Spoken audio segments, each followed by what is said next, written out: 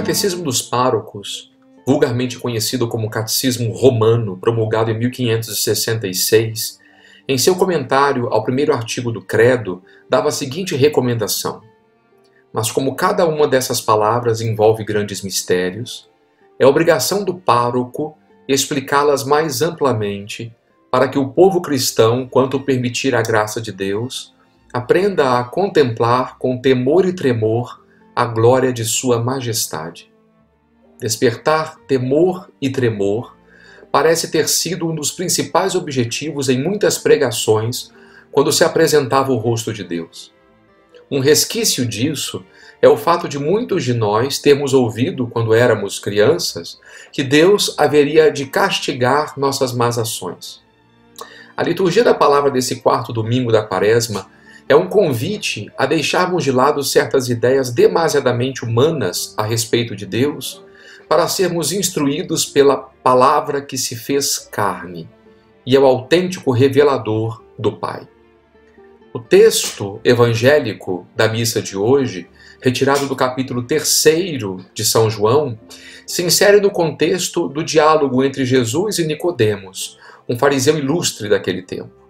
Nicodemos está convencido de que as obras que Jesus realiza vêm da parte de Deus. Contudo, mais do que isso, é o próprio Jesus quem vem de junto de Deus. O versículo 13, lamentavelmente omitido na liturgia de hoje, fala desse movimento de descida de Jesus. Ninguém subiu ao céu a não ser aquele que desceu do céu. Depois de falar da descida de Jesus, o evangelista apresenta a sua subida. No entanto, ele se serve de uma imagem presente no livro dos Números, no capítulo 21, versículos do 8º e seguintes. A passagem de Números se refere ao momento em que, durante a travessia do deserto, o povo de Israel se impacienta contra Deus e contra Moisés e murmura, lamentando a sua sorte.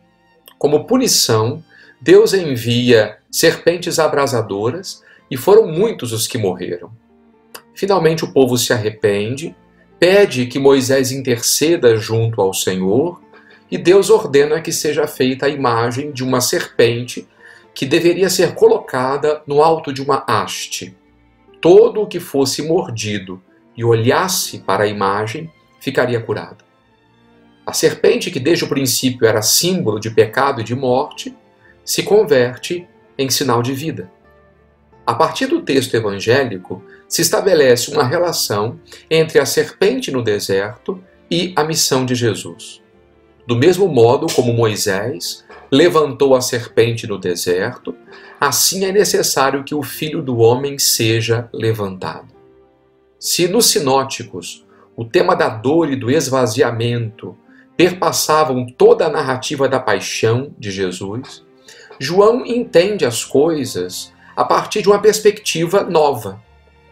A cruz de Cristo é vista como glória, e por isso, no versículo 14, se fala que é necessário que o Filho do Homem seja levantado.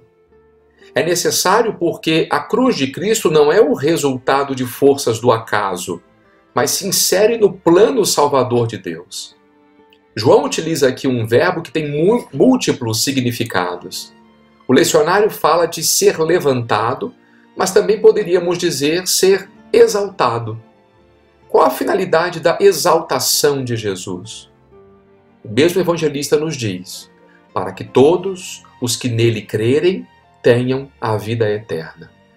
Vida eterna não é aquilo que o fiel haverá de desfrutar apenas quando partir desse mundo. O verbo, como vemos, está no presente do subjuntivo, indicando que já agora ela pode ser uma realidade. O adjetivo eterna não indica tanto a duração da vida, mas um tipo de vida qualitativamente nova, fecundada pela graça, repleta do dom do Espírito. É vida em plenitude. E finalmente chegamos ao coração do texto, quando o evangelista nos deixa a todos desconcertados ao dizer: pois Deus amou tanto o mundo que deu o seu Filho unigênito para que não morra todo o que dele crer, mas tenha a vida eterna. Aqui sim temos uma bela fotografia de Deus. Não um Deus mesquinho, criado à nossa imagem e semelhança, mas um Deus generoso, magnânimo, que dá à humanidade seu amado Filho, para que nele tenhamos a vida. É óbvio que o dom não pode ser uma imposição. O homem ainda permanece livre para optar por Cristo ou não. O evangelista mais adiante afirma que a luz veio ao mundo, mas os homens preferiram as trevas à luz porque suas ações eram más. A posse da vida eterna é inseparável de nossa adesão a Jesus. De certa forma, nós podemos dizer que o martelo que sela a nossa sentença está nas nossas próprias mãos. A história da serpente no deserto se repete, de certa forma, hoje.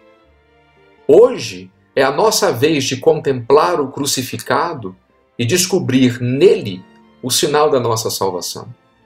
Em meio à nossa história tão confusa e atribulada, marcada por medos e inseguranças, levantamos nosso olhar para o Senhor e ali descobrimos que no madeiro da cruz se manifesta o sinal do amor de Deus por nós.